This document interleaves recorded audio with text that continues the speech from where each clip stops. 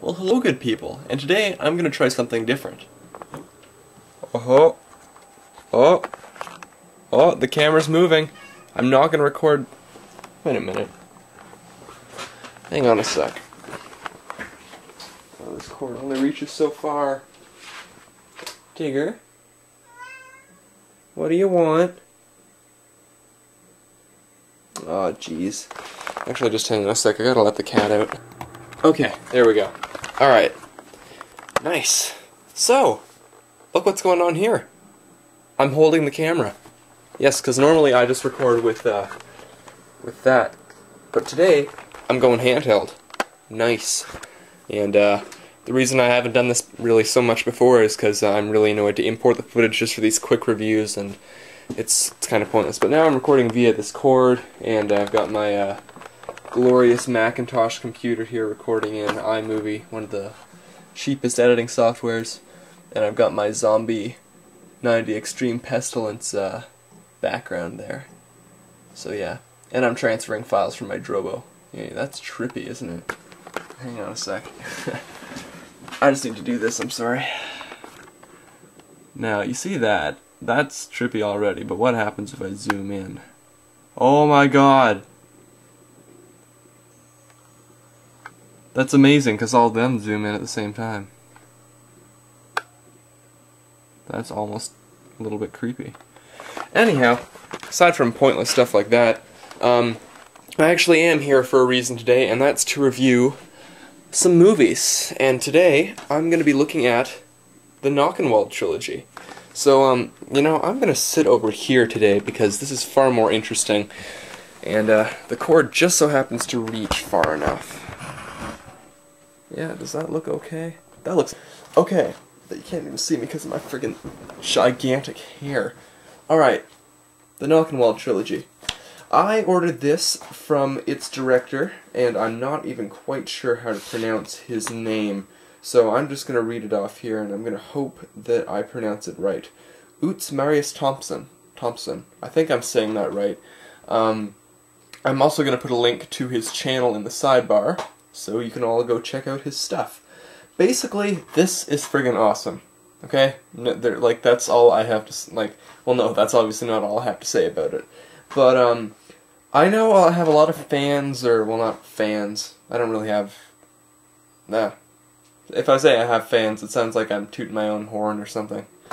But, I know I have a lot of subscribers, there we go, who come to me, and we have, like, conversations and stuff about how we're upset that the Violent Shit trilogy, with the exception of Violent Shit 3 Infantry of Doom, which is also titled Zombie Doom, that series has not been released in Canada or the US on DVD.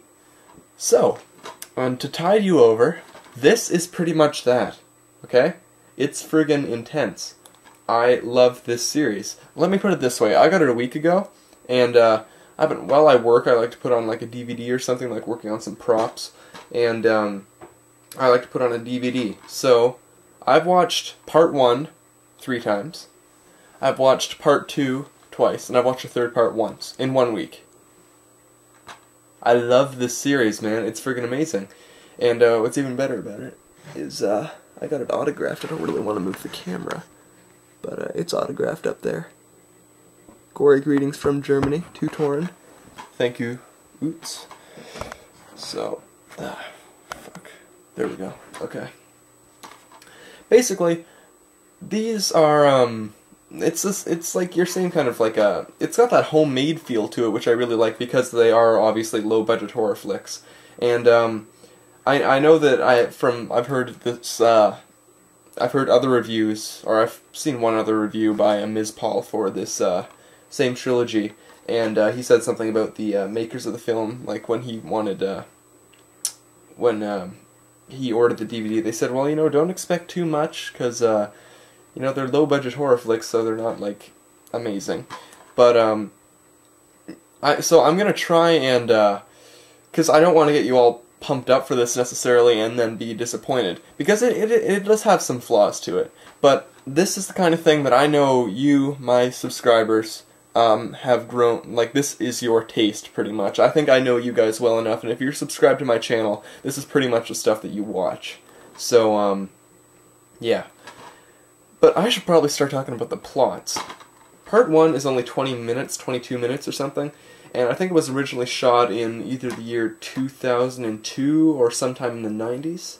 It doesn't really say on here. But, basically, it's just one of those, it's a really simple story, and it's kind of just an excuse for, like, gore and bloodshed. It's just these, group of kids who go out to the woods and, get killed by this killer wearing a gas mask. That's all there is to it. And this takes backyard filmmaking to a whole new meaning, because it literally was shot in some guy's backyard. It's funny, because there's an additional short film that's shot, or that's included on the same disc as the first in the Knochenwald Trilogy, which I believe translates to English as Bone Forest.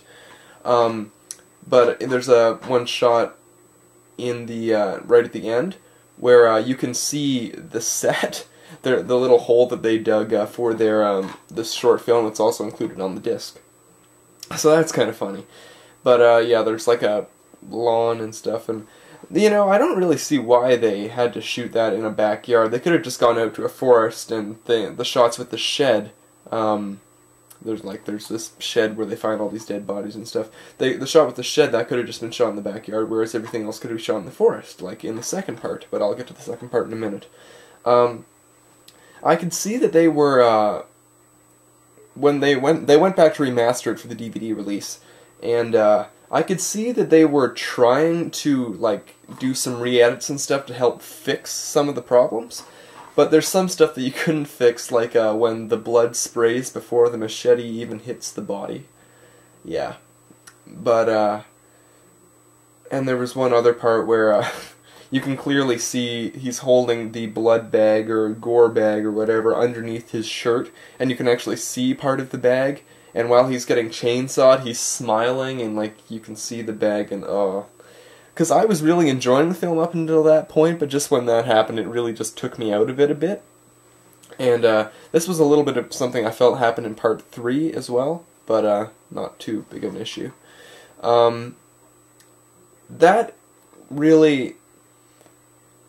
I felt that, like, he did some other edits to solve other, similar problems, and I felt that there could have been something done to solve that shot.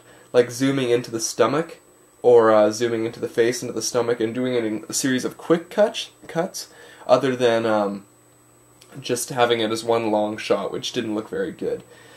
Generally, though, the first film, I would have to say, it definitely shows that, like, their first few efforts, and for that, it's interesting, and it's enjoyable, too. If you just look at it with if you take it with a pinch of salt, then I think you'll be okay. But what saves it, I think, from being, really just bad, is, the soundtrack, which was incredible, and throughout the whole series, the soundtrack was very well selected, very well written, and I applaud them for their choice of music for the soundtrack. Oh, there was one other thing I wanted to add. The first scene is it's exquisite. I love the first scene, but after that, once the campers get involved, and the fact that it's just obviously a backyard, then there starts to be some problems. But I do like the fact that it was shot on that sort of grainy-looking VHS, and that helped it feel like the violent shit movies. But I guess I'm gonna move on to the second part of this series. So.